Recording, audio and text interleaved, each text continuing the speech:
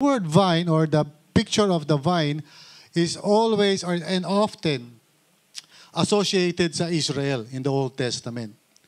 And whenever yung word na vine or idea ng vine ay kino-compare sa Israel, it's always in a negative sense. Meaning, yung vine ni Lord Israel, naalagaan niya and everything, binibigyan niya ng sapat na nutrients and everything, pero hindi sila nagbe-bear fruit. Instead, they choose to worship idols, they choose to disobey God, and so as a consequence, lagi silang naliligaw ng landas.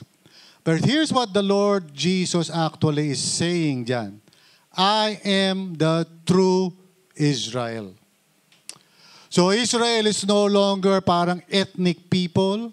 It's no longer a place. It's no longer yung Israel na country na pupuntahan mo pag may pambayad ka ng aeroplano. Okay? It's no longer that. The true Israel is a spiritual body connected and centered in Christ.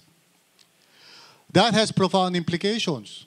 Kasi even today, yung nation ng Israel is basing their claim upon dun sa lupa na kanilang kinatatayuan dahil sa kanilang paniniwala na sila yung chosen people of God through Abraham. And so yung pagiging Hudyo nila is a special privilege. And so therefore, feeling nila na meron silang karapatan, to do what they need to do in order to maintain yung kanilang sovereignty. I don't want to go into politics, but here's what I'm saying.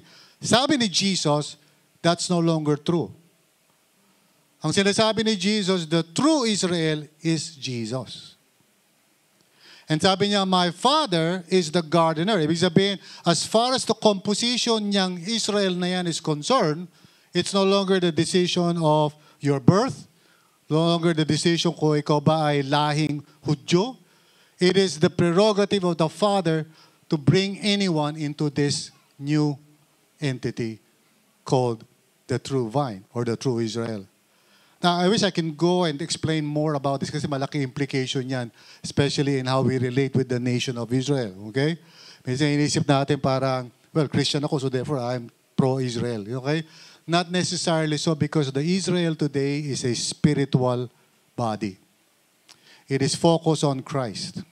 Okay? Kaya tayo lahat, those of us who believe in the Lord Jesus, is now part of this new Israel. Kahit hindi tayo pinanganak na Hudyo. So, tingnan mo yung katabi mo, sabi mo, hi, Israelite. Hi, Israelite. Okay. So, in other words, we are all privileged to be part of this body, the true Israel, which is centered in Jesus Christ.